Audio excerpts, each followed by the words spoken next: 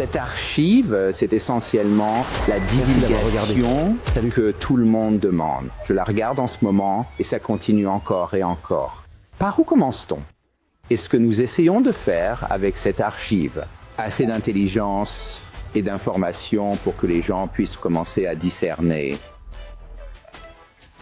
Quels sont quelques exemples que vous pouvez nous donner? Une des choses les plus stupéfiantes dans l'archive est... Je suis sans voix. C'est pourquoi je suis dans votre émission, pour dire aux gens que tout ce que vous demandez, sauf qu'on traîne un corps d'alien mort dans un vaisseau spatial hors d'une base militaire souterraine, est dans cette archive.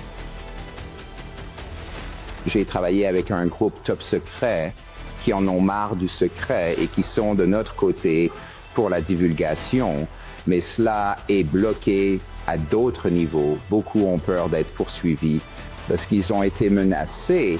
Ils veulent créer l'effet psychologique de la peur de tout ce qui est extraterrestre, car leur programme à long terme est de... Oh mon Dieu. Êtes-vous prêt à briller?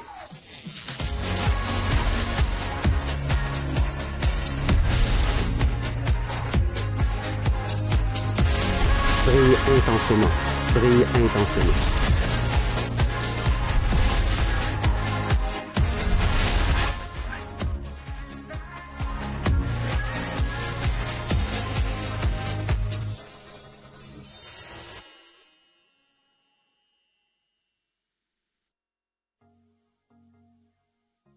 Salut tout le monde et bienvenue de nouveau.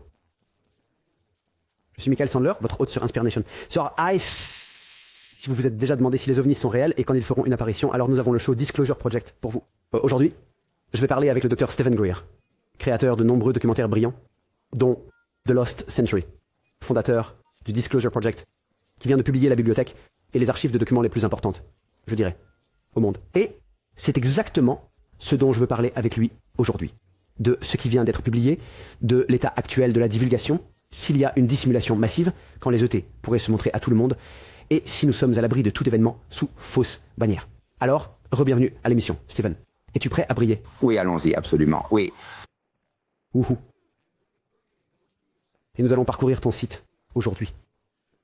Je veux partager les archives avec les gens. Je viens d'y avoir accès, il y a environ 1h30, et oh mon Dieu. Alors je suis sans voix. Mais avant de devenir complètement muet, avant de plonger dans les détails, je veux... Il semblait que, l'année dernière, il y avait cette poussée de dynamisme. On disait que le virage avait été pris. Les choses avançaient. Cela allait passer au premier plan. Pourquoi? Semble-t-il que tout ce qui est lié aux ET est redevenu silencieux. Stephen. Eh bien, c'est l'une des raisons pour lesquelles nous avons publié l'archive d'intelligence du Disclosure Project, le DPIA, qui est ce à quoi tu fais référence. Le Congrès a eu le projet de loi émanant du Sénat juste après notre événement au Club de presse national en juin, où ils ont inclus une amnistie ou une période de protection pour les grands lanceurs d'alerte, où ils auraient 6 mois de protection pour se manifester, et ensuite ils peuvent être poursuivis. Ces points ont été tous éliminés lors du processus de réconciliation à la Chambre, parce qu'aux États-Unis, il faut que le Sénat et la Chambre soient d'accord sur un gros projet de loi, ce qui faisait partie de l'acte de l'autorisation de la défense nationale, qui finance en fait l'ensemble du département de la défense. Donc, 2 hommes qui sont présidents de commissions puissantes à la Chambre, Mike Turner du comité du renseignement et Mike Rogers des services armés, ont tué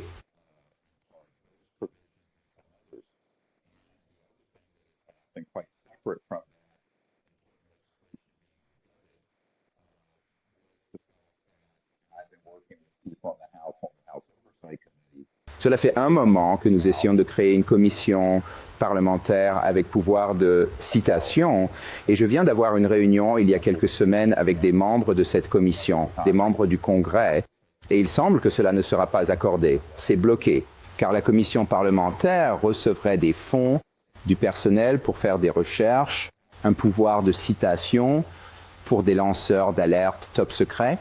Il y a donc des blocages actifs au Congrès et il y a plusieurs choses à noter. Je fais partie de plusieurs autres grandes initiatives, donc indépendamment de ce qui se passe avec le gouvernement américain. Et je l'avais prédit d'ailleurs. J'avais prédit qu'il y aurait des personnes qui apparaîtraient et que les gens diraient « Y a-t-il des personnes intégrées au Congrès qui pourraient détourner cet effort ?» J'ai dit absolument, il y en a et nous les reconnaîtrons à leurs actions. Comme il dit dans la Bible, vous les reconnaîtrez à leurs actes. Et donc, ils se sont maintenant révélés. Et nous savons qui ils sont. Et cela crée une énorme responsabilité pour eux dont je pense qu'ils ne sont pas conscients. Nous aborderons cela dans un instant en termes de collusion avec une opération criminelle et des risques juridiques que cela implique jusqu'à et y compris la trahison. Alors l'autre problème, quelle est donc la solution à cela? Vous savez, je gère cela. Rappelez-vous, j'ai fondé le projet de divulgation mondiale, mais avant que cela ne devienne public, en 2001, j'étais impliqué dans le briefing de personnes comme le directeur de la CIA pour Bill Clinton et de hauts gradés généraux et amiraux au Pentagone et aussi de membres du Congrès depuis le milieu des années 90 qui faisaient partie du comité du renseignement du Sénat, etc. Et c'est ce qui continue de se produire. J'ai donc observé cela depuis 30 ans. Nous avons donc des plans de secours. Et l'un des grands, énormes plans de secours, c'est ce avec quoi vous avez ouvert le spectacle. C'est cette immense archive de renseignements que je vais expliquer aux gens rapidement, car nous avons peu de temps. Si le Congrès devait tenir des auditions 5 jours par semaine pendant une année entière, de 9h à 17h, il y aurait moins de preuves présentées et moins de lanceurs d'alerte que ceux nommés dans cette archive. Nom, grade, numéro de série, leurs vidéos, les fichiers de correspondance, leurs références, etc.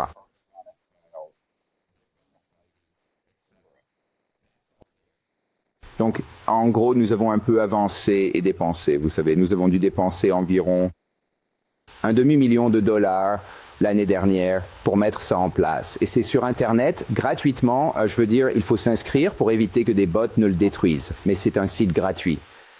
Et on espère pouvoir le garder gratuit si les gens le soutiennent par des contributions. Sinon, nous devrons mettre un mur payant. Mais pour l'instant, c'est gratuit et ouvert à tous. Un petit avertissement à ce sujet. Quand j'ai fait une émission qui a été vue par environ 400 000 personnes, cela a submergé notre système et les gens ne pouvaient pas entrer. Donc, gardez ça à l'esprit. La technologie qui soutiendrait une base de données multi-téraoctets avec une telle quantité de contenu. Avec 100 000 personnes qui se connectent et en même temps, vous serez mis en file d'attente. Parfois, cela ne peut pas tout gérer d'un coup. Voilà le problème. Donc, je dis ça juste comme un avertissement. Mais oui, c'est ouvert à tout le monde. C'est gratuit. Vous pouvez fournir le lien ici pour que les gens y accèdent. Et vous serez étonné de ce qu'il y a là-dedans. Par exemple, nous avons 115 lanceurs d'alerte nommés du milieu militaire et corporatif sur la question des ovnis, avec leurs vidéos et informations. Il y en a 650 autres qui sont masqués. Autrement dit, nous n'avons pas divulgué leur nom car ils nous ont demandé de ne pas le faire, mais qui peuvent être cités à comparaître. Et ceux-ci ont cependant un petit résumé de ce dont ils témoigneraient. Et tout cela est là-dedans. Pardonnez-moi, je regarde ça maintenant, et nous allons le mettre ici pour tout le monde. Je vois liste après liste de noms de personnes, et ce qu'elles ont vu, de noms de personnes, et ce qu'elles ont vu avant que cela ne soit masqué. Et puis, ça continue encore, et je suppose que ces personnes pourraient à l'avenir être prêtes à témoigner et à rendre leur nom public. Elles ne veulent juste pas que ça circule pour l'instant. Eh bien, et ils veulent que ce soit fait de manière officielle et légale, parce que beaucoup d'entre eux ont peur d'être poursuivis pour des crimes dans lesquels ils étaient impliqués. Dans ces programmes clandestins, illégaux, abordant ce sujet, ou parce qu'ils ont été menacés. Une autre technologie récente a été étudiée par le Dr. Greer et son équipe d'ingénieurs dans un endroit tenu secret dans le désert de l'Arizona. 1, 2, 3, 4, 5, 6 plaques en alliage de magnésium spécialement configurées. Cette chose est de la taille d'une boîte à chaussures de bonne taille. Le circuit que vous voyez à droite est une fausse piste. Cette chose, depuis 3 ans, était à côté d'un poulailler dans son jardin, dans le désert, produisant 3 kW de puissance en continu. et nous l'avons poussée à 5 kW. Aucun apport d'énergie. Et elle fonctionne avec le flux magnétique de l'espace environnant qui peut régler à n'importe quel endroit sur Terre pour que ce soit correct. Et boum.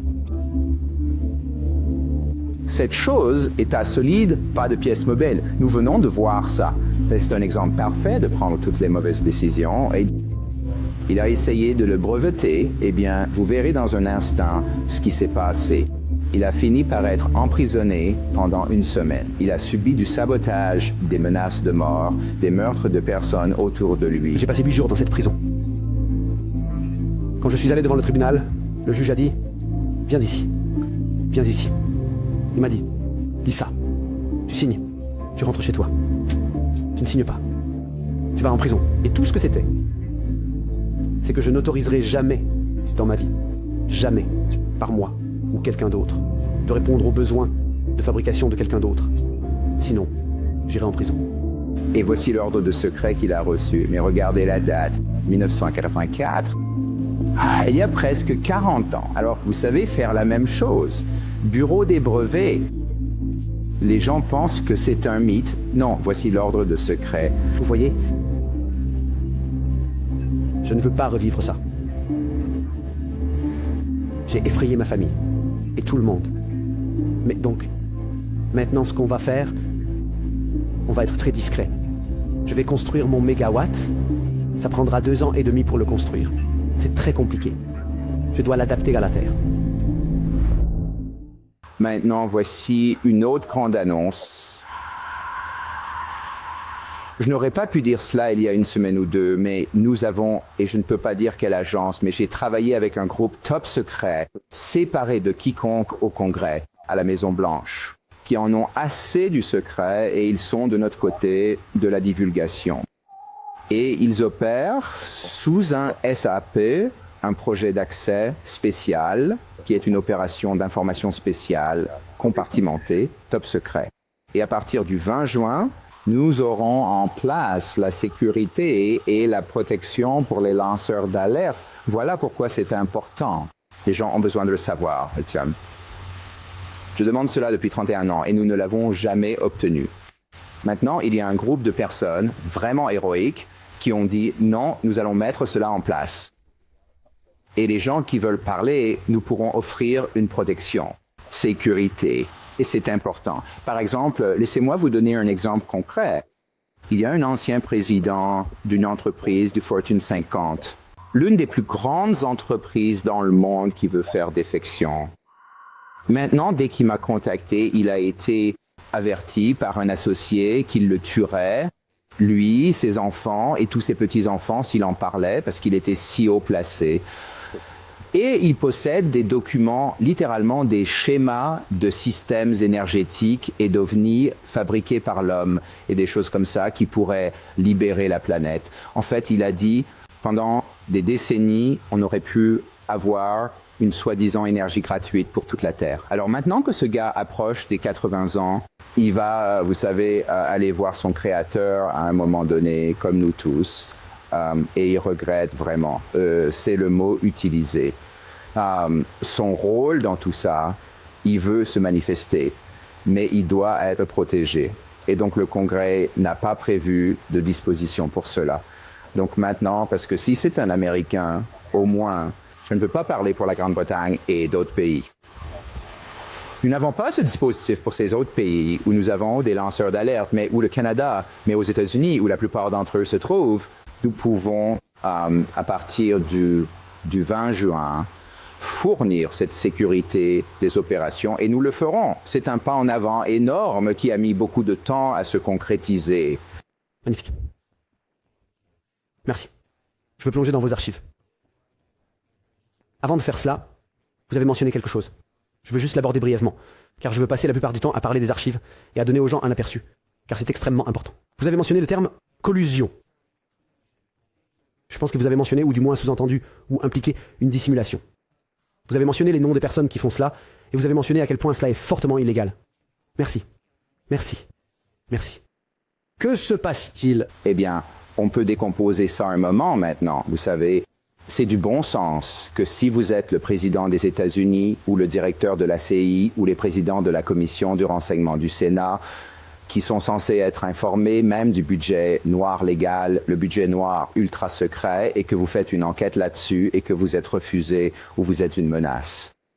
Vraiment menacé, et je peux prouver que ça s'est produit. Ces projets ont été menacés. Oh, absolument, ceux avec qui j'ai traité. Donc, mon point est que si c'est la situation, ce qui est le cas, alors l'organisation qui gère ces programmes secrets est par définition anticonstitutionnelle et illégale et est une grande entreprise criminelle.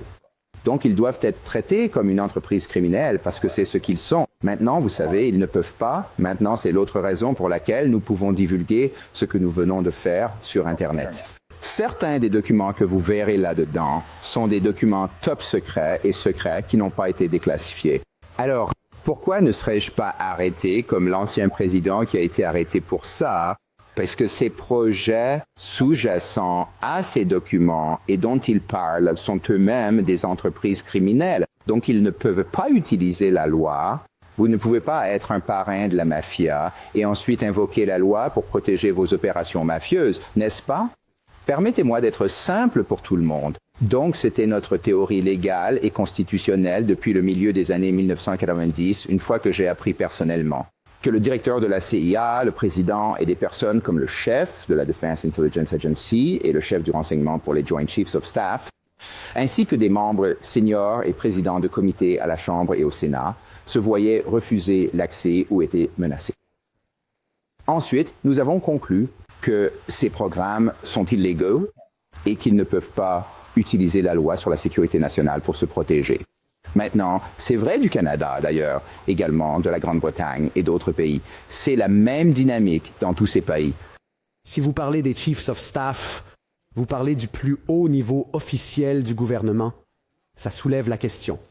Stephen. Oui, et si j'avais trouvé ça sur Internet, j'aurais dit, bon, c'est du n'importe quoi. Ce sont des réunions auxquelles j'ai participé, en fait, non seulement participé, ce sont des réunions où j'ai été celui qui dirigeait le briefing. Et entendre, vous savez, quelqu'un comme un général 3 étoiles qui est à la tête de la Defense Intelligence Agency, qui est la plus grande entité de renseignement militaire sur la planète, me dire directement que sous enquête, il s'est vu refuser l'accès et a été écarté. Là, vous savez que les choses ont déraillé. Et pour cette raison, c'est ce que je vais faire. Tout ça, ça fait peur. Je veux dire, les membres du Congrès savent que c'est dangereux et vous savez, personne n'est sans péché. Donc, je veux dire, beaucoup de ces membres du Congrès savent que ce groupe pourrait avoir des dossiers sur eux, ou peu importe, ou retenir les donations de campagne de grandes entreprises aérospatiales. Et donc, ils feront leurs demandes. Mais nous avons quelques membres du Congrès qui prennent les devants et essaient de faire passer ça, mais c'est bloqué à d'autres niveaux. C'est pourquoi nous avons besoin d'une stratégie alternative. Cet archivage, c'est essentiellement la divulgation que tout le monde réclame. C'est pourquoi je suis dans votre émission pour dire aux gens, voilà ce que vous demandez, à part peut-être sortir un corps d'un vaisseau spatial enterré sous une base militaire. C'est dans cet archivage. Nous avons les photos, nous avons les témoins, nous avons les documents, donc nous avons ça. Et ces 34 années et plus de 20 millions de dollars que j'ai dépensés pour tout réunir sur 3 décennies. C'est là pour le public. C'est un cadeau à l'humanité. Profitez-en. Il vous faudra probablement 2 ans pour tout parcourir. Et d'ailleurs, c'est un travail en cours car nous l'avons fait très rapidement à cause de l'urgence du problème et il doit être amélioré. Nous avons besoin de plus. Nous allons essayer de trouver un archiviste à plein temps, archiviste numérique, pour aider à mieux l'organiser et l'élaborer. Donc il y a beaucoup de travail à faire au cours de l'année ou 2 à venir. Je veux plonger dedans. Et c'est magnifique et brillant. Et j'ai entendu dire que vous allez aussi organiser par priorité. Où commencer et tout. Et que cela prendra encore environ 1 an. J'attends ça avec impatience. Mais je veux revenir sur une question. Puis nous allons plonger ici et montrer des captures d'écran et aider à faire découvrir ça aux gens.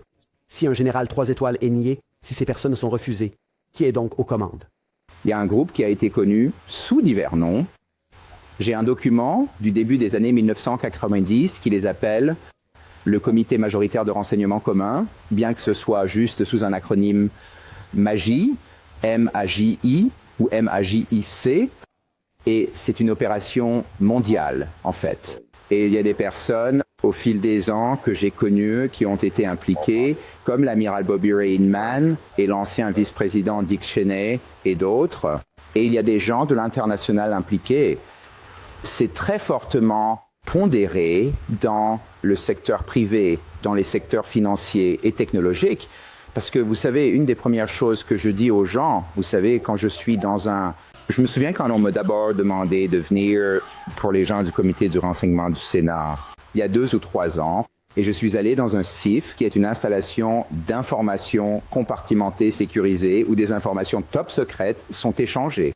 Et j'ai essentiellement dit, au-dessus de vous, il y a une carte du monde, effacez toutes les frontières géopolitiques.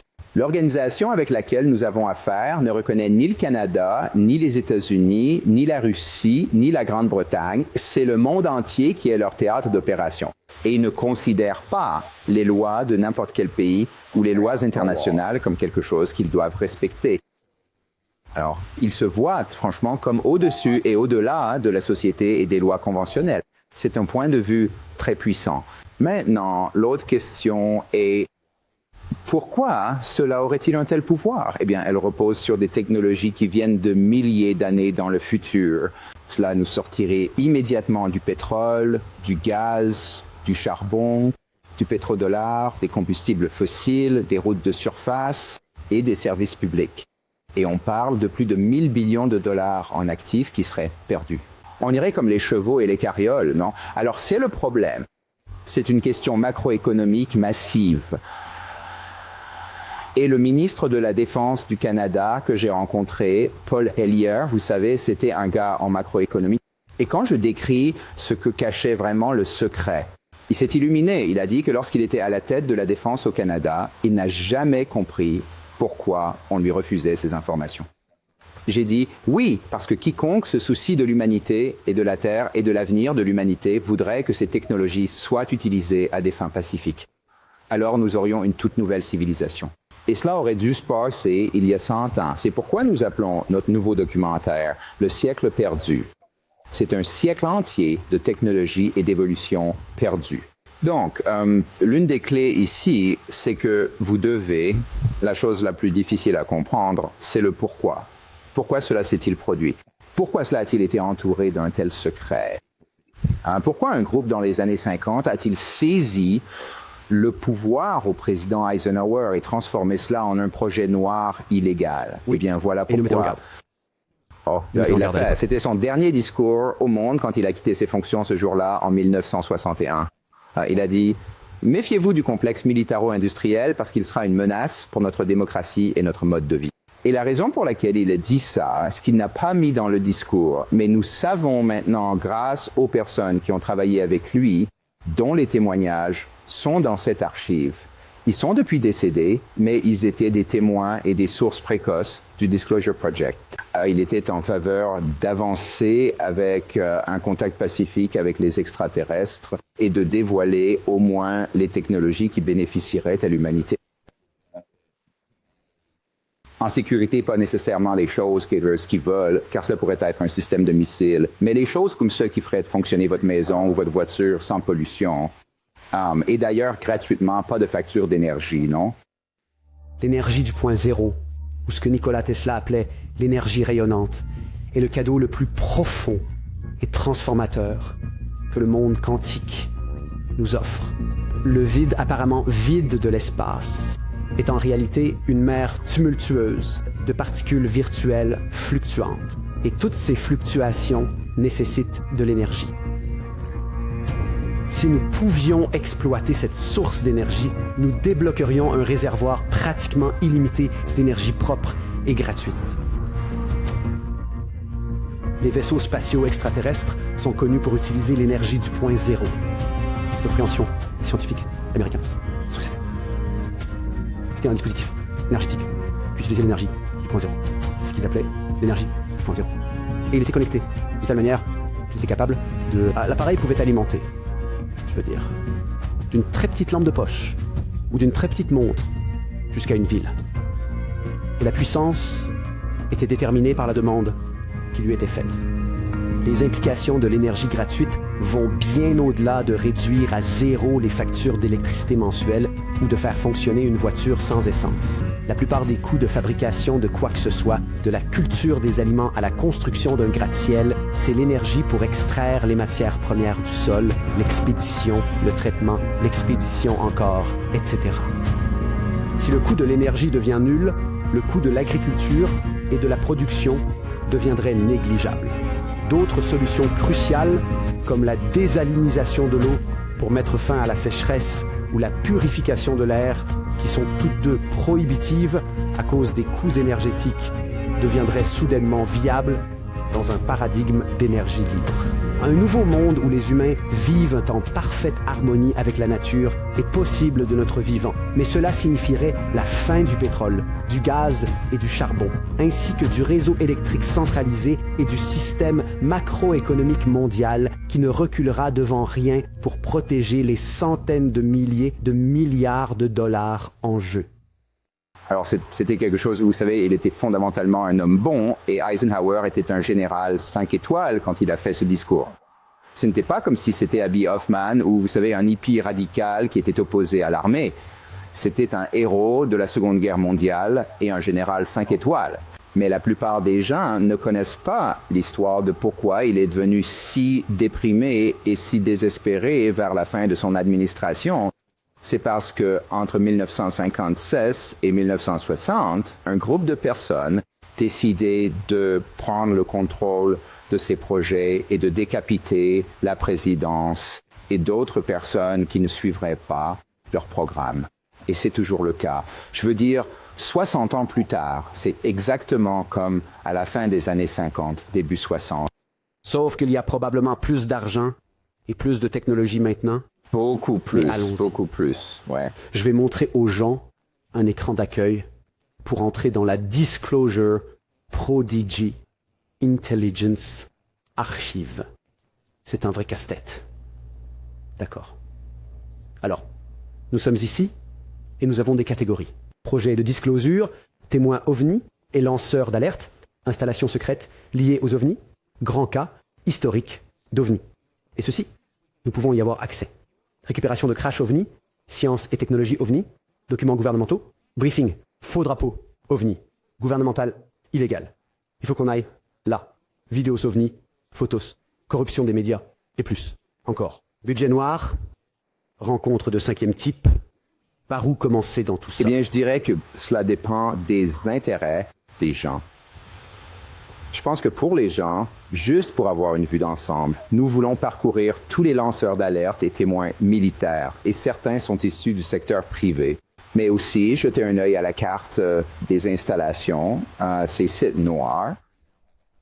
Nous avons maintenant identifié 155 sites où cette question a été traitée, et certains sont plus importants que d'autres. Et dans cette section, il y aura aussi des documents. Donc, ce que nous devons faire est de commencer à créer des liens directs entre une section et une autre. Et maintenant, vous pouvez imaginer, cela va être des milliers d'heures de travail fastidieux pour les gens. Mais pour le moment, c'est un peu des informations brutes et des catégories, pour être honnête. Mais c'est vraiment important parce que si vous regardez cette carte du monde et la liste, elle listera effectivement les noms des installations. Et au fait, pour les gars des forces spéciales ou pour les membres du Congrès qui ont besoin de savoir, j'ai fourni les dossiers de fonds que nous appelons l'archive non censurée. Ce que vous regardez est l'archive censurée. Certaines sources et méthodes ont été censurées pour protéger des gens innocents qui ne veulent pas que leur nom soit connu. Mais aux personnes légitimes qui auraient besoin de savoir pour intervenir sur ces sites illégaux, tout est donné, je leur donne tous les détails. Et nous avons des personnes qui ont été sur ces sites et qui peuvent dire où se trouve la porte, où est le point d'entrée souterrain, que n'est-ce pouvez-vous pas? nous dire Alors, sur quelques-uns de ces sites? Eh bien, je peux vous parler, oui, regardez à Dugway, Utah, le Dugway Proving Grounds. Donc, vous savez, nous avons un homme là-bas qui a été conduit à une entrée qui allait souterraine vers un immense complexe souterrain d'environ 1300 miles carrés qui s'étendait comme 30 miles sur 40 miles sous terre qui avaient été formés. Et ce site est encore plus crucial que, disons, la zone 51 ou le complexe Edwards. Ils sont tous importants. Mais il y a un classement des sites les plus importants et nous savons lesquels ils sont, en ayant ces sources intelligentes. Maintenant, souvenez-vous, j'ai interrogé au fil des ans plus de 1000 lanceurs d'alerte, bien plus de 1000. Toutes leurs informations ne sont pas là parce que certains étaient des sources anonymes qui venaient me transmettre du matériel. Donc, j'ai été un peu le passage ou la porte d'entrée pour que ces gars se manifestent. Et ensuite, je les transmets au public autant que je peux aux gens du gouvernement. Mais donc, cette installation de Dugway, par exemple, j'ai un membre de mon équipe qui est le scientifique le plus ancien au laboratoire de recherche navale qui était là-bas pour une opération aux terres d'essai de Dugway. Et ils étaient dehors tard dans la nuit avec des lunettes de vision nocturne. Et sortant du sol, arrive ce grand vaisseau triangulaire et silencieux. Et il a été construit par Northrop Grumman ou Raytheon. C'est un engin fabriqué par l'homme, entièrement énergie libre et entièrement antigravité, entre guillemets. Et nous savons que c'est ce qui se passe là-bas. Il y a à la fois des véhicules extraterrestres qu'ils étudient et des engins fabriqués par l'homme qui peuvent être déployés de là. Et c'est une très grande zone de recherche et développement. Maintenant, 52% de cet espace est possédé et géré par des sous-traitants privés et seulement 48% par le gouvernement. Et la raison pour laquelle c'est structuré ainsi, c'est que si quelqu'un fait une demande FOIA, il n'obtiendra rien. Tout est dans le domaine corporate. Donc, les gens ne se rendent pas compte que la queue remue le chien ici. Les grands intérêts corporatifs ont fait ce jeu de dupes et d'illusions pour cacher ce qui se passe, de sorte que même les hauts responsables gouvernementaux ne savent pas ce que c'est. Et les entreprises peuvent revendiquer le privilège de propriété. Maintenant, vous avez une section sur les entreprises ici. Quelles sont certaines des grandes entreprises impliquées dans cela? Oui, alors, vous savez, il y a toute une section là-dessus et beaucoup de cela est basé sur ce que j'appelle le mémo Cox. Dans les années 1990, il y avait un député, Christopher Cox d'Orange County, que j'ai informé dans ses bureaux, à Orange County, en fait. Et il a dit, eh bien, où sont ces endroits? Alors, j'ai commencé à rassembler une liste et aussi une liste des entreprises. Et nous avons trouvé celles qui construisent des installations souterraines Hoover et des bases profondément enfouies sous terre et des tunnels entre ces bases traversant le ouest partout. Alors, j'ai commencé avec la société Bechtel et le secteur de la construction. Puis, j'ai découvert quelles entreprises aérospatiales avaient quelles installations où. Donc, nous avons appris que Northrop Grumman, ironiquement mon oncle, qui a travaillé sur le module lunaire, a fait toute sa carrière chez Northrop Grumman. Et aussi Lockheed Skunk Works, une division de Boeing. Et il y a aussi des divisions de Ford et General Motors qui ont travaillé sur ces programmes. General Electric, Raytheon, une énorme entreprise, G&J, il y a toute une liste. Vous verrez les noms des entreprises et où se trouvent certaines des installations clés où la recherche et le développement ont lieu, y compris dans le désert de Californie et du Nevada, de l'Utah et ailleurs. Donc, nous savons où se trouvent tous ces endroits et nous avons des sources et des méthodes pour les localiser précisément. En fait, je vais dire quelque chose d'assez choquant. En septembre 2023, en septembre dernier, j'ai été mis dans un hélicoptère par un homme qui est actuellement hautement opérationnel dans ses programmes secrets, traitant des ovnis et survolé 2 de ces sites secrets. Et en fait, nous avons survolé un ou les ovnis fabriqués par Lockheed Skunk Works sortent du sol. J'ai ces photos. Vous avez cette photo là-dedans. J'ai vu la photo, mais j'ai une vidéo plus complète depuis l'hélicoptère que je n'ai pas encore publiée car elle contient des informations sensibles. Maintenant, les gens se demandent comment diable êtes-vous arrivé là-bas. L'environnement juste autour de cette installation, il y a ces énormes choses qui ressemblent à des antennes. Elles ne le sont pas. Ce sont des armes à impulsion électromagnétique qui sont utilisées pour créer des impulsions électromagnétiques et scalaires pour tester les ovnis fabriqués par l'homme, mais aussi juste à un site, celui des installations de Lockheed Skunk Works, en plein désert, là-bas, près d'Edwards. Base de l'armée de l'air, au moins 1 ou 2 engins extraterrestres sont visés avec cette arme et abattus chaque année. Alors, si vous regardez notre section de récupération de crash, vous verrez qu'il y a quelque chose comme plus de 130 cas de récupération de crash, mais c'est probablement moins de 10% de ceux qui se sont produits où nous les avons visés avec ces armes à énergie directionnelle avancée ou des UWS, utilisant une technologie très avancée. Avec une technologie plus rapide que la vitesse de la lumière, une arme scalaire est plus rapide qu'une onde lumineuse normale ou un signal électromagnétique et elle ne les frappe pas tous les jours, mais juste cet endroit où j'étais. C'est 1 ou 2 vaisseaux ET tués par an. Quelque chose de plus effrayant. C'est que le directeur qui m'a emmené là-bas a dit, et nous sommes dans l'hélicoptère, il dit, et des larmes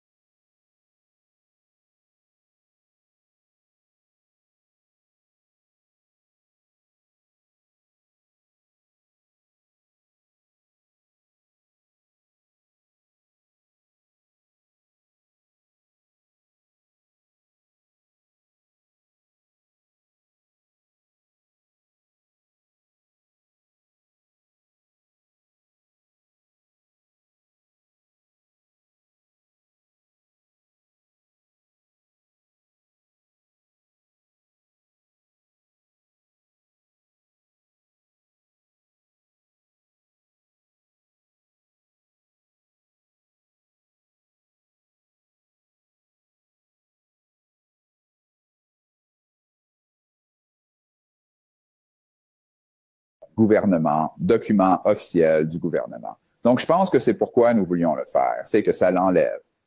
J'ai toujours dit, pendant 30 ans, j'ai dit, regardez, ne me croyez pas sur parole. Voici les preuves. Je veux dire, c'est ce qu'un médecin fait. C'est comme, vous devez entrer et sortir. La partie des archives que nous faisons encore, et cela sera une toute nouvelle catégorie très importante pour tout le monde, ce sera la section appelée les évaluations complètes. En d'autres termes, il va y avoir, et c'est j'ai fait, si vous voulez entendre à l'historique de cela, c'est assez intéressant. En août dernier, il y avait un groupe de gars des forces spéciales que je mentorais et à qui je donnais des informations qui se sont réunis dans notre centre de retraite. Et j'ai fait, juste avant cela, pour préparer cette réunion et leur donner des documents d'information, toute une semaine de présentation à un groupe fermé de gens.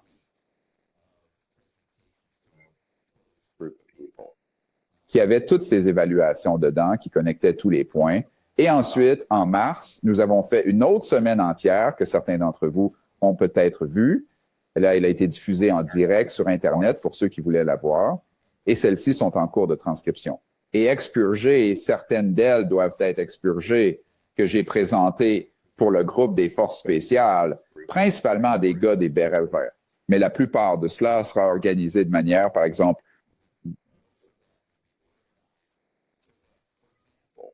une section entière à ce sujet sont ces installations et relier tous les points entre les installations parce que l'information et les données ne sont pas la connaissance et la connaissance n'est pas la sagesse. Donc, quelqu'un doit faire une évaluation à partir de cette énorme quantité d'informations. C'est ce que nous tentons de faire. Et ce n'est pas là maintenant, mais ce le sera, nous espérons, dans les prochains mois. Et cela éclairera vraiment toute la connectivité et reliera tous les points pour les gens. Merci. Donc, vous avez parlé plutôt de cette installation où, lorsqu'ils mettent en place leur arme, tout ce qui y entre, et ils obtiennent plusieurs vaisseaux ET par an. Selon votre meilleure évaluation, à quelle fréquence les vaisseaux UT nous rendent-ils visite et pourquoi nous rendent-ils visite? Je pense qu'il y a presque une surveillance continue et des visites parce que on nous considère comme une menace pour nous-mêmes et une menace pour l'ordre de l'univers. Souviens-toi, quand nous avons fait exploser la première bombe atomique, c'est à ce moment-là que l'ère moderne des ovnis a commencé. Pourquoi? Parce que tout le monde sait ce qu'est une impulsion électromagnétique qui part d'une explosion atomique. Ce que les gens ne savent pas, mais que Tesla savait, c'est la composante scalaire de cela, qui ne se propage pas en ondes comme un signal électromagnétique normal. C'est un point longitudinal qui va à des multiples de la vitesse de la lumière. Cela déchire le tissu de l'univers si c'est une explosion violente et importante. Et cela perturbe la communication et le voyage interstellaire. C'est pour ça. Les UT sont apparus en masse lorsque nous avons développé les armes atomiques et nucléaires et ils le font encore. Maintenant, ajoutons à cette menace, tu sais, regarde, nous sommes considérés comme une espèce primitive, potentiellement éclairée avec beaucoup de problèmes. Non, en ce moment, nous avons beaucoup de problèmes. Et nous ne sommes pas encore civilisés. Une civilisation de niveau 1 à Michika, qui parle de cela, ne détruirait pas son environnement et vivrait ensemble dans le monde entier paisiblement. Eh bien, nous n'y sommes pas. Et donc, nous sommes une civilisation de niveau 0. Ces civilisations sont de niveau 3, 5, 10. Elles sont bien plus avancées, socialement, spirituellement et technologiquement. Donc, jusqu'à ce que nous devenions une civilisation de niveau 1 pacifique. Notre possession de ces technologies est une menace existentielle pour d'autres mondes. Et c'est pour ça que je retourne tout le concept d'invasion extraterrestre. Je dis, non, tu te trompes. Les humains sont la menace. C'est pas la personne moyenne dans la rue, mais les gens possédant ces types de technologies, avec de la malveillance dans leur cœur et qui les arment et ciblent des actifs clés, pas seulement sur Terre, mais dans l'espace. Donc, c'est là que le monde entier a une menace pour la sécurité dont les Nations unies et les gouvernements du monde ne parlent pas encore. C'est clandestin, c'est très sérieux. Et maintenant, la bonne nouvelle, c'est qu'il y a des personnes très puissantes et des forces spéciales d'élite et certaines agences aux États-Unis qui comprennent cela beaucoup mieux que les membres du Congrès ou la Maison-Blanche. Et ils agissent pour réparer ça. Donc, c'est d'une toute autre mission. Un coup d'État, de quoi parle-t-on? Je ne peux pas trop en dire. Je vais simplement dire que je les conseille sur le fait que s'ils obtiennent l'autorisation, ils pourront agir sur tous ces sites noirs d'entreprises et gouvernementaux, les saisir et les reprendre sous contrôle. Oui, c'est le plan, mais c'est, vous savez, d'une certaine manière, c'est le pire des scénarios. Un meilleur scénario serait que les choses se dénouent grâce à des personnes faisant défection à l'intérieur de ces projets illégaux, ce qui est une autre initiative entière. Il y a toute une équipe de gens qui coopèrent avec moi en ce moment. Et ils aident eux aussi à ma sécurité maintenant. Ce sont de très bons hommes et ils ont les atouts. Vous voyez, je veux dire, ce sont des durs. Et vous savez, si je vais dans certains endroits, ils viennent me chercher en véhicule blindé et tout ça. Les gens m'ont probablement vu aller live en juillet lors de la première de The Low Century arrivé dans ce truc blindé. Ce groupe me fournissait une protection. Donc, ce sont des gens formidables.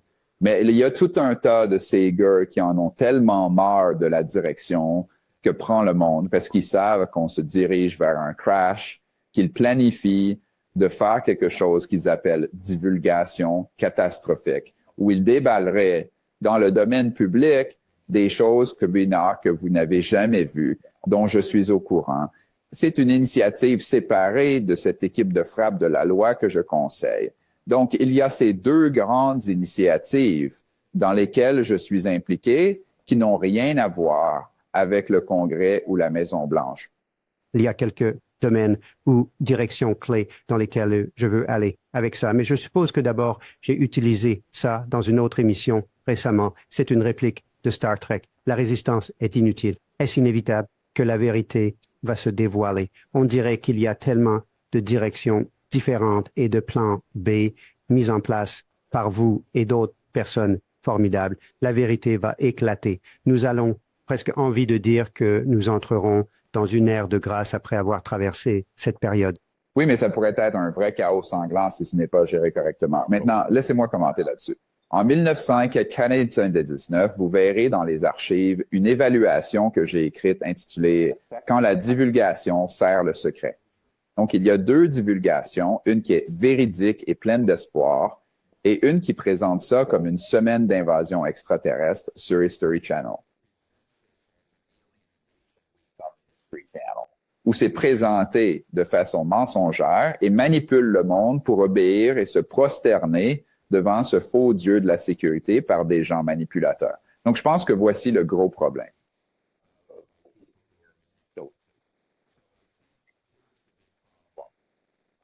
Et tu sais, je vais être très franc à ce sujet. Lorsque le documentaire Unacknowledged, que beaucoup de vos amis ont peut-être vu, a atteint environ 780 millions de spectateurs dans le monde, ils ont lâché un maître agent de désinformation contre espionnage nommé Luis Elizondo.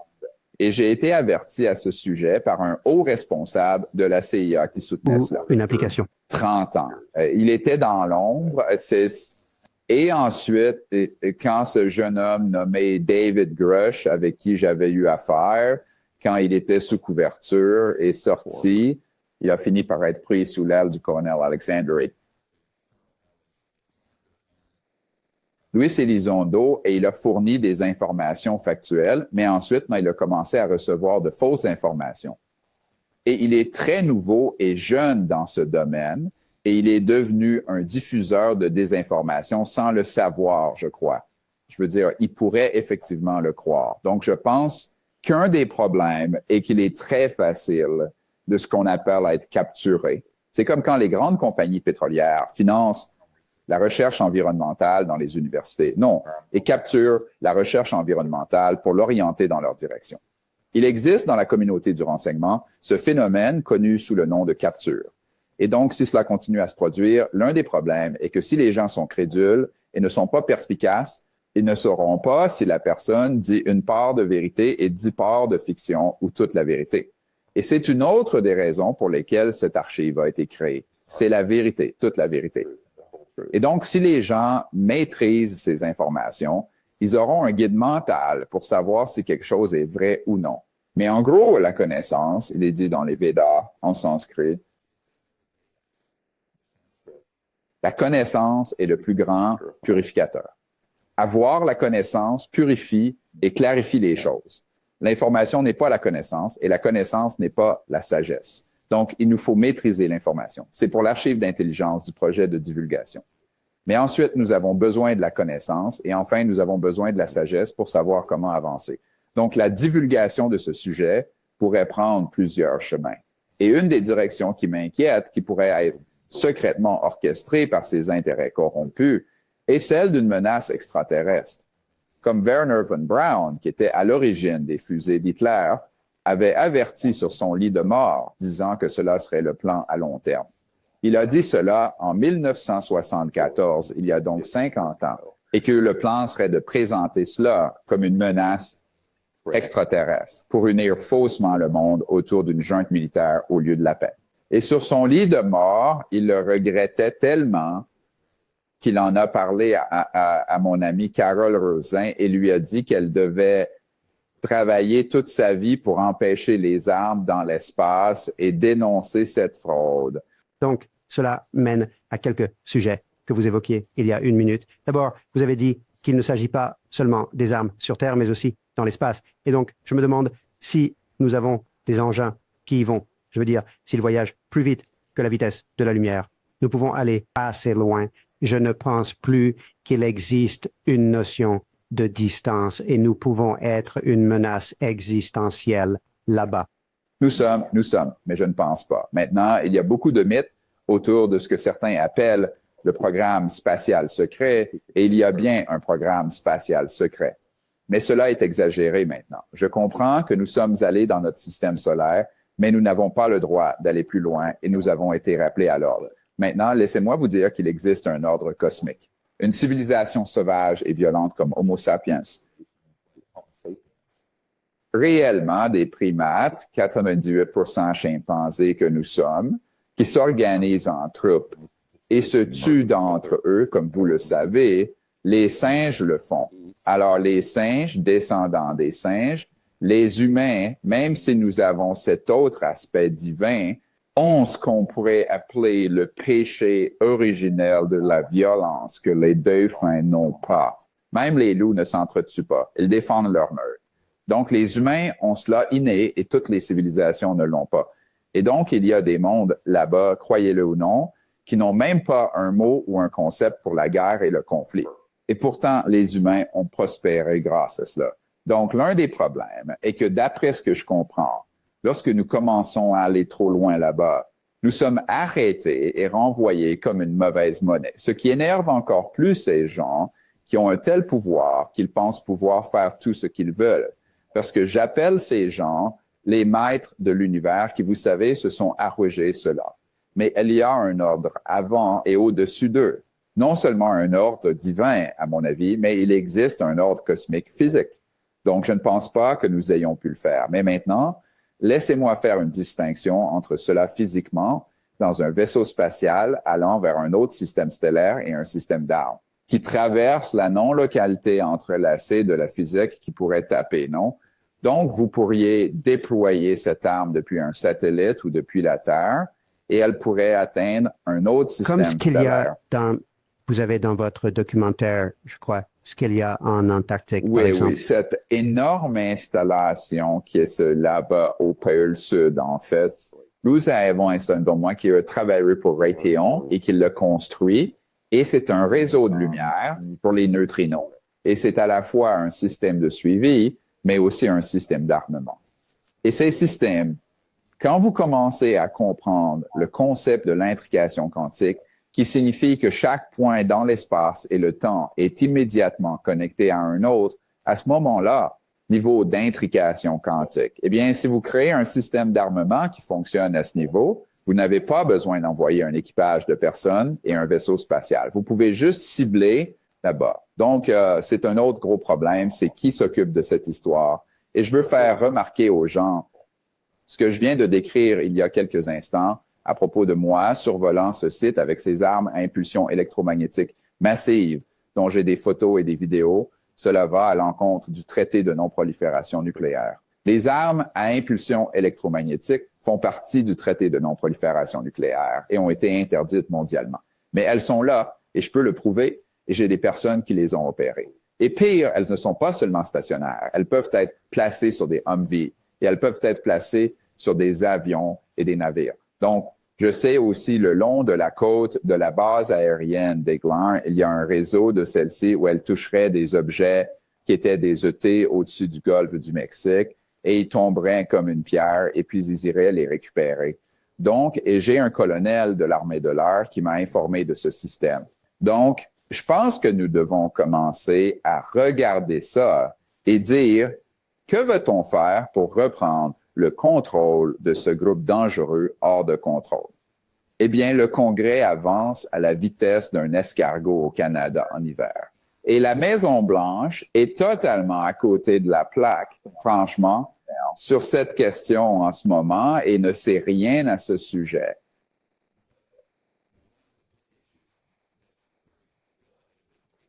Il y a à la fois des initiés dans ce monde clandestin des ovnis et des gens des forces spéciales et des forces de l'ordre qui se tournent vers faire quelque chose à ce sujet en respectant la loi, vous voyez, en utilisant la loi pour le faire.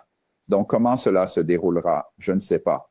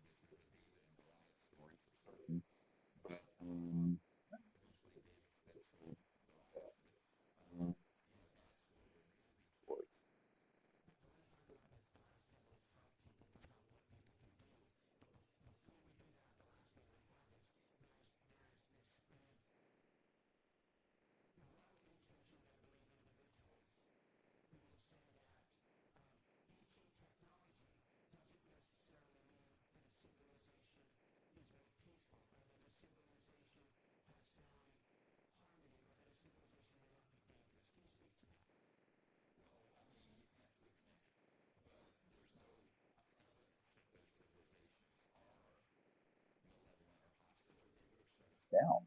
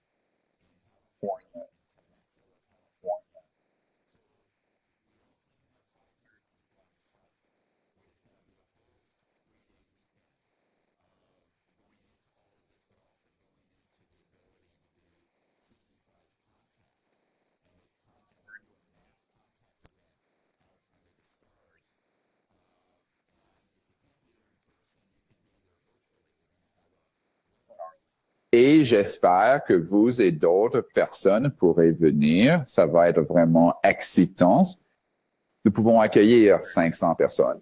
Je pense que 400 personnes sont déjà inscrites, mais il reste encore une centaine de places. C'est dans 2 mois. Et ensuite, nous allons aussi le faire virtuellement, mais ça va être tellement amusant parce que pendant la journée, nous allons explorer tout cela. Les efforts de divulgation, et nous aurons Laurie Williams pour m'aider à former les gens à la vision à distance. Il y aura un cours de vision à distance.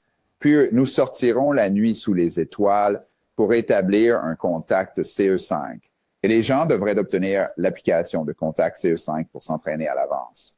Ensuite, nous ferons un contact de masse le samedi et le dimanche soir. Il y aura des milliers de personnes en ligne, ainsi que les 500 personnes présentes en entrant dans une conscience plus élevée et en établissant un contact avec les ET et en les invitant à venir sur Terre en paix. Comment protégeons-nous les ET pendant cela? Oui, eh bien, si vous regardez le protocole, si vous obtenez l'application CE5 Contact, dans la méditation, nous aurons les liens pour tout ici. Oh, génial, c'est-à-dire clairement, nous les invitons à apparaître de toute manière qui soit sûre et appropriée pour ce moment et ce lieu.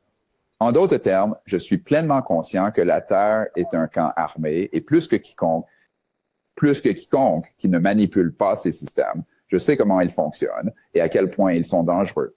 Donc, l'une des choses que j'ai intégrées dans ces protocoles depuis que j'ai commencé le projet, en 1990, il y a 34 ans, c'était que nous les invitons à apparaître et nous demandons qu'ils soient conscients de l'évaluation des risques et qu'ils apparaissent sous la forme, de la manière et pour la durée qui leur est sûre.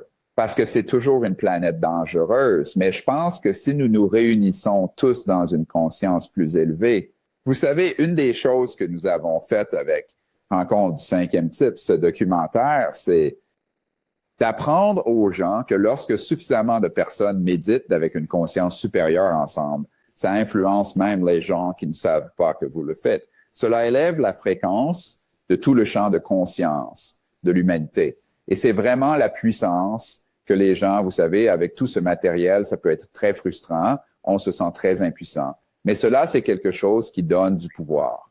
C'est quelque chose que tout le monde peut faire dans son jardin avec ses amis. Et même si vous ne voyez rien, ce n'est pas à propos de cela. Le processus de le faire crée ce champ morphogénétique, comme en parle Rupert Sheldrake, qui change tout dans une direction positive pour l'avenir. C'est pourquoi nous organisons cet événement de contact de masse en juillet en Californie, à Temecula. Et il semble important que les gens se concentrent là-dessus, que les gens examinent cela à la fin de l'émission, parce que vous pourriez dire, c'est eux, c'est leur faute, ce qui vous met dans un rôle de victime au lieu de pouvoir dans diffuser. le futur. Et avec ce que vous souhaitez voir se réaliser. Je vais en sortir. Oui, et je pense que nous, les bonnes gens de la Terre, devons prendre en charge l'avenir de la planète et ne pas rester les bras croisés et agir comme des victimes passives, laissant une bande de fascistes faire des ravages. Je suis très franc. Je veux dire, mais la passivité est notre ennemi. Ne rien faire, c'est comment?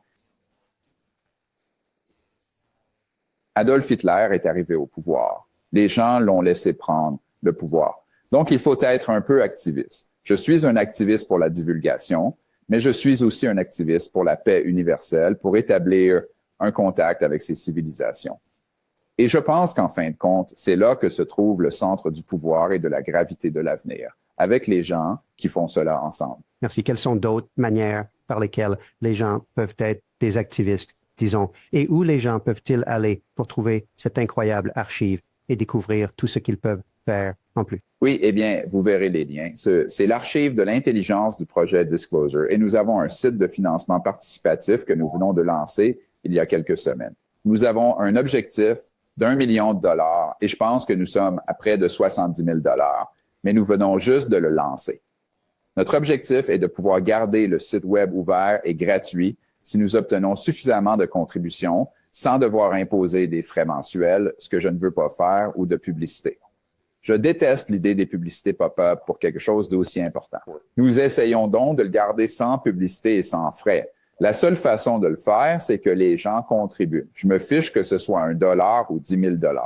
Juste, si vous pouvez nous aider, cela nous aidera à le garder accessible à tout le monde sur Terre. Et y a-t-il d'autres choses que nous pouvons faire? En plus, je veux que tout le monde fasse ça. Et en plus de ça. Eh bien, parlez de cette archive. Autrement dit, sur vos réseaux sociaux, à vos amis et dans vos emails, diffusez ce lien vers le financement participatif et aussi vers l'archive elle-même. Et également vers l'événement à Temecula. Ces trois choses. Parce que plus nous aurons de participation massive du public, plus nous serons capables de changer. La direction dans laquelle nous allons est dangereuse pour aller vers un avenir radieux et durable. Et je pense que cela va nécessiter, il faut que tout le monde fasse ce genre de travail de terrain. Et l'autre chose que tout le monde peut faire, c'est s'éduquer, explorer l'archive, passer du temps. Vous pouvez naviguer à travers, c'est accessible par mots-clés. Ils vont investir de beaucoup d'argent pour la rendre accessible par mouse-click. Entrez et découvrez ce qui vous intéresse. Il y a beaucoup de choses intéressantes. Certaines sont fastidieuses et très académiques, mais certaines sont vraiment amusantes à regarder. Apprenez et éclatez-vous. Et puis l'autre chose que tout le monde peut faire, c'est télécharger l'application CE5 Contact. Et avec une ou deux ou trois personnes, pratiquons cela et faire savoir aux ET que tout le monde sur Terre n'essaie pas de les tuer et que tout le monde sur Terre n'est pas non plus apathique ou violent, qu'il y a de bonnes personnes prêtes à tendre la main de la paix à l'univers. Dernière question avant que nous devions vous laisser. Vous avez déjà parlé d'une mission pour apporter de l'énergie gratuite au monde. Pouvez-vous partager avec nous quelque chose que vous pouvez vraiment partager en toute sécurité à ce stade? Ouais, l'un des trucs les plus étonnants dans les archives, ce sont les fichiers Seiji de la CIA. Alors, il y avait un homme nommé John Bedini qui a eu accès pendant 24 heures à tous les brevets secrets et fichiers. Il a pris autant de photocopies qu'il a pu quand ils essayaient de le recruter à la CIA. Les programmes et tout ce dossier de brevets sont là pour que tout le monde puisse les lire. Et le fait que nous les divulguons entièrement et ouvertement dans l'archive, c'est probablement la chose la plus explosive dans l'archive. Sans mots, sans mots. Ouais, Peter, tout est là-dedans, tout ça. Donc, ouais, je veux dire, quand les gens réaliseront ce qui est dans cette archive, ils vont dire, ça va être OMG. Ça va être comme, wow, vraiment. Donc, ouais, c'est là. Merci, je suis sans mots. Je vais conclure. Nous devons vous laisser partir. Ça a été brillant, incroyable. Merci, J'adore le Michael. travail que vous faites. Continuez. Merci beaucoup, Dr. Merci, Stephen apprécie Greer. beaucoup. Donc, pour tout le monde là-bas, c'est Michael Sandler qui dit, soyez bien, amusez-vous, plongez dans les archives aujourd'hui avec tout ce que vous avez et puis projetez un nouvel avenir brillant et positif. Et oui, obtenez l'application CE5 afin que vous puissiez faire savoir à tout le monde là-haut qui est vraiment ici que nous venons d'un endroit d'amour et qu'il y a des humains beaux et sûrs et surtout briller de mille feux. Woohoo! Merci beaucoup, Stephen. Pause. Merci. J'apprécie. J'apprécie votre aide à passer le mot. Je suis sans mots. Je suis sans mots. Je suis totalement sans mots. Déconcerté, sidéré. C'est intéressant. Laissez-moi rassembler quelques pièces dans ma tête ici. Je suis quelqu'un qui croit très fortement que les réponses viennent de l'intérieur. Je suis quelqu'un qui pense que nous projetons dans notre réalité extérieure ce que nous ressentons et pensons dans notre réalité intérieure. C'est pourquoi je ne veux pas que ce soit une émission basée sur la peur ou je ne voulais pas que ce soit une émission basée sur la peur. D'un autre côté, c'est important de savoir si une voiture est sur le point de rouler sur votre pied pour pouvoir vous écarter et éviter qu'elle ne roule sur votre pied. Et si elle est garée sur votre pied, alors vous pouvez aider doucement et rapidement quelqu'un à ôter la voiture de votre pied. Donc, c'est très intéressant de voir comment nous équilibrons ces deux choses et comment le Dr. Stephen Greer traverse cela parce que nous ne voulons pas jouer du côté de la peur, nous voulons jouer du côté de l'amour. Et en même temps, on appelle cela l'activisme spirituel. Nous devons chacun avancer à notre manière. Donc j'ai trouvé cela fascinant, j'ai trouvé cela brillant, j'ai trouvé que c'était une feuille de route. Au-delà de tout le monde ET, mais si vous dites, Michael, vous êtes une émission spirituelle, pourquoi avez-vous une émission sur les ET? Parce que cela nous a été caché, cela nous a été retenu, que nous faisons partie d'une communauté galactique, que nous sommes membres de l'univers. Nous ne sommes pas seulement ces petits humains sur ce petit point bleu. Nous comptons tellement plus que cela et nous sommes accueillis dans cette communauté pour pouvoir entrer dans notre véritable pouvoir si nous reconnaissons qui et ce que nous sommes. Et donc, pour moi, la chose la plus spirituelle au monde est de reconnaître que nous ne sommes pas seulement humains et que nous ne sommes pas seuls dans ce monde. Sur ce point, oui, plongez dans les archives et tout ce que vous avez. Aussi, allez à dailywoohoo.com et obtenez une dose quotidienne de bien-être vibratoire. Quel rapport cela a-t-il avec les outils? Tout. Lorsque votre énergie augmente, vous projetez votre nouvelle réalité. Lorsque votre énergie augmente, les énergies négatives ne peuvent pas vous affecter et vous devenez littéralement le créateur que vous êtes censé être. J'ai donc un réglage quotidien qui vous est envoyé. C'est sur dailywoohoo.com. C'est totalement gratuit chaque jour. Je partage mon voyage. Je partage ce qui se passe ici. Je partage les grandes lignes. Je partage ce qui sort de mon écriture automatique et j'aide à élever votre vibration encore et encore vers le haut au quotidien. C'est dailywoohoo.com. Si vous voulez porter votre voyage spirituel à un tout autre niveau et vibrer à cet état supérieur, nous l'appellerons au niveau de civilisation 1.0, voire même au-delà. Devenez le mystique que vous avez toujours été censé être. Toujours été destiné à être. Nous nous rencontrons en direct 4 semaines ou 4 mercredis chaque mois où tu peux nous rejoindre. Tu peux venir et visionner les enregistrements. Nous faisons des purifications, nous faisons des harmonisations, nous faisons des exercices pour augmenter ton énergie et littéralement transformer ta conscience, où tu pourrais même dire réaligner ton ADN à un niveau de potentiel supérieur. Le lien est ci-dessous. C'est pour l'école des mystiques. Et si tu veux communiquer avec l'autre côté du voile, de quoi je parle? Des anges, des guides, la sagesse intérieure, comme tu veux l'appeler, et littéralement comme CE5. Si tu veux communiquer avec des êtres de dimension supérieure, j'ai un cours et un programme qui peuvent t'apprendre à faire exactement ça. C'est l'écriture automatique et tu peux aller sur le lien ci-dessous, automaticwriting.com, accéder au programme dès aujourd'hui et tu as un cours en direct avec moi chaque mois. C'est automaticwriting.com. Voici un lien pour le prochain show incroyable. Je vous aime énormément. Continuez à briller. Je me sens serein pour l'avenir. Je me sens optimiste pour l'avenir. Et comment ça peut être mieux que ça? Beaucoup d'amour à tous. Juste un peu.